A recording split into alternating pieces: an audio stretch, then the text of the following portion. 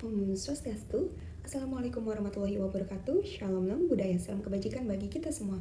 Yang terhormat dosen penguji, fasilitator, dan rekan-rekan kami, pada kesempatan kali ini izinkan saya selaku perwakilan SGD 7, Khaironi Saramdhani dengan NIM 3 digit terakhir 008 yang akan membuka presentasi dan melaporkan hasil STA dan Project Interprofessional Education atau IP. Pada kesempatan kali ini, saya tidak sendiri, saya ditemani oleh ke-15 rekan saya dari 7 prodi, yakni prodi kedokteran, kedokteran gigi, keperawatan, psikologi, kesehatan masyarakat, fisioterapi, dan juga farmasi. Berikut merupakan daftar anggota SGD 7 yang dapat dilihat pada slide berikut. Perkenalkan, nama saya Komang Gaby Cantika Putri dari Prodi Kedokteran Umum dengan digit NIM terakhir 008. Di sini saya akan mempresentasikan terkait dengan skenario-nya. Anak N, seorang anak laki-laki umur 2 tahun, dibawa ke puskesmas oleh ibunya dengan keluhan demam tinggi. Di puskesmas tersebut juga terdapat beberapa anak lain yang juga memiliki keluhan yang sama setelah mengonsumsi jajanan di dekat rumah. Namun, anak lain tidak mengalami panas tinggi. Atas nama N, sejak kemarin muntah 4 kali dalam sehari dan BAB cair 3 kali sehari. Aktivitas anak tersebut menurun. Saat dibawa anak terlihat lemah, ibu mengatakan anak diberi norit. Atas nama N, tidak mendapatkan ASI sejak umur 7 bulan karena ASI ibu tidak keluar, dan sebagai pengganti ASI diberikan air tajin dan susu kental manis yang ditambah gula. Pernah mendapatkan sumbangan susu formula tetapi tidak berlangsung lama. Kedua orang tuanya merupakan lulusan SD, ayahnya bekerja serabutan sementara ibunya bekerja sebagai pembantu rumah tangga. Berat lahir tidak diketahui karena persalinan ditolong dukun. Badannya kurus, tulang nampak menonjol, wajah seperti orang tua, rambut hitam tipis, mudah rontok, nampak cengeng. Disarankan untuk dirujuk ke rumah sakit yang lebih besar. Hasil pemeriksaan fisik menunjukkan berat badan 10 kg, tinggi badannya 80 cm, suhu tubuh 38 sampai dengan 39 derajat Celcius, nadinya 132 kali per menit, respirasi rate 32 kali per menit. Pada pemeriksaan intraoral, ditemukan gigi pada rahang atas, incisivus 1 dan 2 kanan kiri, caninus kanan kiri berwarna kehitaman. Pada rahang bawah, molar 2 kiri dan molar 2 kanan terlihat adanya karies. Baik, sebelumnya perkenalkan, saya Luputu Ayuna Tresna Utami dari Program Studi Keperawatan dengan digit NIM akhir 013.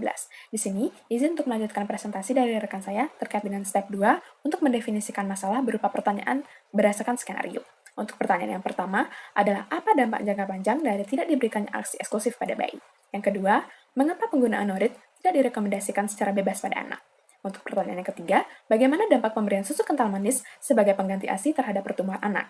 Yang keempat, apa saja kemungkinan komplikasi dari diare dan juga demam yang tidak tertangani dengan baik pada anak usia 2 tahun? Yang kelima, bagaimana edukasi yang tepat kepada orang tua mengenai pentingnya ASI dan bahaya penggunaan susu kental manis? Perkenalkan sebelumnya, nama saya Niko Mahratitri Prabowo Santi dari Program Studi Sarjana Kedokteran Gigi dengan akhiran digit NIM 079. Di sini saya izin untuk melanjutkan presentasi dari rekan saya, yaitu mendefinisikan masalah berupa pertanyaan berdasarkan skenario. Nomor 6, terdapat apa yang dapat disimpulkan dari hasil pemeriksaan fisik seperti berat badan 10 kg, tinggi badan 80 cm dan dapat dilihat pada layar.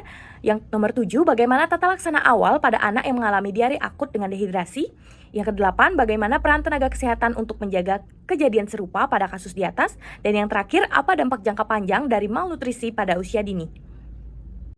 Baik, tujuan belajarnya yang pertama adalah menganalisis faktor risiko yang berkontribusi terhadap kondisi gizi buruk ataupun diare pada anak, dan juga termasuk dari faktor lingkungan, pola asuh, dan juga kondisi sosial dan ekonomi. Kemudian yang kedua adalah mampu menjelaskan dan juga memaknai bagaimana pentingnya edukasi gizi pada anak dan juga perawatan secara komprehensif kepada keluarga dalam upaya dalam pencegahan berulang. Mungkin sekian yang saya sampaikan, selanjutnya akan dilanjutkan oleh teman saya. Terima kasih. Kenalkan, saya Beta Benita Sitorus dari Program Studi Sarjana Kesehatan Masyarakat dengan NIM akhir 060 akan mempresentasikan tujuan belajar atau SLO. Yang ketiga, mampu memberikan saran rancangan intervensi baik dari sisi biopsikososial manajemen maupun program promotif preventif sesuai untuk kasus diare dan gizi buruk pada anak di tingkat layanan primer. Yang keempat, mampu mengintegrasikan pengetahuan tentang tahapan tumbuh kembang anak usia 2 tahun untuk mengevaluasi keterlambatan atau gangguan yang dialami. Perkenalkan, nama saya Andika Fatur Rahman dari Program Studi Sarjana Kesehatan Masyarakat dengan digit NIM terakhir 130. Di sini saya akan membacakan step 5 atau tujuan belajar atau SLO dari poin nomor 5 hingga poin nomor 7. Di poin nomor 5 itu mampu mengidentifikasi dan mempertimbangkan potensi komplikasi yang dapat ditimbulkan akibat respon fisik berupa demam tinggi, gangguan pencernaan maupun malnutrisi apabila tidak ditangani secara tepat dan segera. Yang di poin nomor 6 itu mampu menjelaskan patofisiologi dan tata laksana diare akut pada anak, termasuk dehidrasi, terapi zinc, dan indikasi terujukan. Di poin nomor 7 yaitu mampu menjelaskan hubungan antara faktor sosial ekonomi, pendidikan, orang tua, dan akses kesehatan terhadap kondisi kesehatan anak. Terima kasih.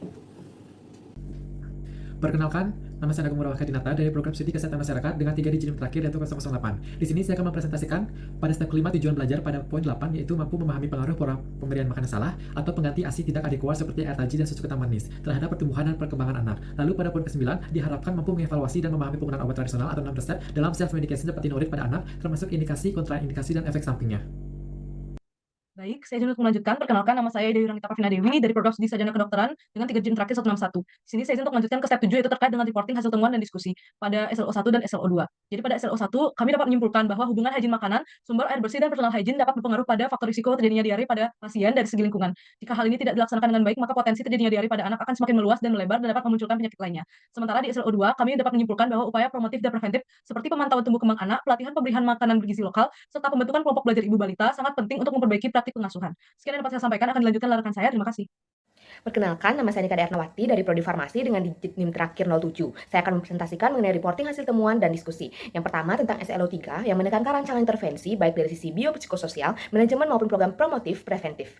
Yang kami dapatkan dari hasil diskusi yakni mengenai pendekatan biologis dengan cara memberikan cairan rehidrasi oral untuk mengatasi dehidrasi dan susu formula khusus untuk pemenuhan gizi. Dari sisi psikologis dapat diberikan edukasi dan konseling orang tua tentang pola asuh, gizi seimbang serta pentingnya kebersihan untuk mencegah diare berulang. Sedangkan dari pendekatan sosial dapat melibatkan komunitas dan organisasi sosial untuk dukungan pangan bergizi dan pelatihan keterampilan guna meningkatkan ekonomi keluarga. Sedangkan dari program promotif dan preventif dapat memberikan edukasi tentang ASI eksklusif, MPASI bergizi dan kebersihan melalui posyandu, screening rutin posyandu, penyediaan alat dan tenaga yang terlatih serta pengawasan jajanan anak demi keamanan makanan. Untuk SLO yang keempat yang menekankan mengintegrasikan pengetahuan tentang tahapan tumbuh kembang anak usia 2 tahun untuk mengevaluasi keterlambatan atau gangguan yang dialami. Hasil reporting yang kami dapatkan itu pada anak usia 2 tahun, anak seharusnya telah mencapai milestone penting seperti berjalan, berbicara 2 hingga 3 kata, bermain imajinatif, dan mulai mandiri. Jika tidak tercapai, hal ini bisa menjadi tanda keterlambatan dan perkembangan. Nah, asesmen perkembangan menjadi kunci deteksi dini. Menurut penelitian dari Talango dan Pratiwi tahun 2018, asesmen dilakukan melalui observasi, checklist, dan wawancara orang tua untuk menilai apakah perkembangan anak seusianya sudah sesuai atau tidak, dan hasilnya dapat membantu menentukan intervensi yang tepat. Baik, saya izin melanjutkan untuk step 7 SLO 5 dan SLO 6. Untuk SLO 5, demam tinggi, gangguan pencernaan, dan malnutrisi dapat menyebabkan komplikasi serius seperti dehidrasi, kerusakan organ, gangguan imun, serta masalah kesehatan gigi terutama jika tidak segera ditangani. Untuk SLO 6, WHO merekomendasikan tata laksana utama meliputi rehidrasi oral atau parenteral, suplementasi zinc, pemberian nutrisi adekuat, antibiotik selektif sesuai indikasi, dan edukasi orang tua. Penanganan tepat penting untuk mencegah terjadinya dehidrasi berat, komplikasi, dan perburukan kondisi pasien. Selanjutnya akan dilanjutkan oleh teman saya. Terima kasih. Perkenalkan, saya Dewi dari Program Studi Fisioterapi dengan 3 digit NIM terakhir 006. Akan mempresentasikan SLO 6. Diare akut pada anak paling sering disebabkan oleh rotavirus yang menyebabkan gangguan cairan dan juga nutrisi hingga terjadinya diare. Menurut WHO, ada 5 tata laksananya. Yang pertama, pemberian oralit untuk dehidrasi ringan ke sedang, kemudian ringan laktat untuk dehidrasi berat. Kemudian, pemberian zinc selama 10 hingga 14 hari dapat mempercepat penyembuhan. Kemudian, pemberian nutrisi juga harus dilakukan, contohnya pemberian ASI. Kemudian, antibiotik selektif diperlukan hanya bila pada bakteri tertentu. Kemudian, edukasi orang tua tentang pembuatan oralit, kebersihan, dan juga pencegahan. Kemudian rujuk pasien ke rumah sakit apabila diare terjadi lebih dari 14 hari. Perkenalkan, nama saya Muhammad Ihsan Gifari dari Program Studi Sarjana Psikologi dengan 3 digit NIM terakhir 063. Di sini saya mempresentasikan SLO nomor 7, yaitu semakin tinggi konsumsi gula atau sukrosa pada anak, maka akan semakin tinggi indeks karies gigi pada anak tersebut. Dapat dikaitkan pada kasus anak tersebut mengalami gigi incisivus 1 dan 2, kanan dan kiri, serta caninus kehitaman, serta molar 2 kanan dan kiri rahang bawah terlihat adanya karies. Perkenalkan, saya Komang Meta Widiantari dari Prodi Pendidikan Dokter dengan 3 digit NIM terakhir 058. Jadi, saya akan menjelaskan tentang SLO 8, di mana swamedikasi adalah pengobatan mandiri menggunakan obat bebas atau tradisional tanpa resep dokter, namun sering dilakukan tanpa pemahaman yang tepat dan dapat berisiko. Edukasi tentang penggunaan obat dan pengobatan mandiri yang benar sangat diperlukan untuk mencegah komplikasi dan keterlambatan penanganan medis. Perkenalkan, nama saya Catherine Warbo dari Prodi Farmasi dengan digit. Kasus ini menegaskan pentingnya pemberian ASI eksklusif, pemilihan makanan pengganti yang tepat, kebersihan pangan, dan sanitasi lingkungan untuk mencegah diare, malnutrisi, stunting, dan masalah kesehatan gigi pada anak. Penanganan diare juga harus segera dilakukan dengan rehidrasi oral, pemberian nutrisi yang sesuai, serta pemantauan tumbuh kembang secara berkala. Edukasi kepada orang tua sangat diperlukan agar paham resiko susu kental manis, pentingnya pola makan bergizi, dan cara menjaga kebersihan makanan serta air minum. Dengan pendekatan terpadu di tingkat keluarga, masyarakat, dan layanan kesehatan dasar, risiko gangguan tumbuh kembang bisa dicegah dan anak dapat tumbuh kembang optimal sesuai usianya.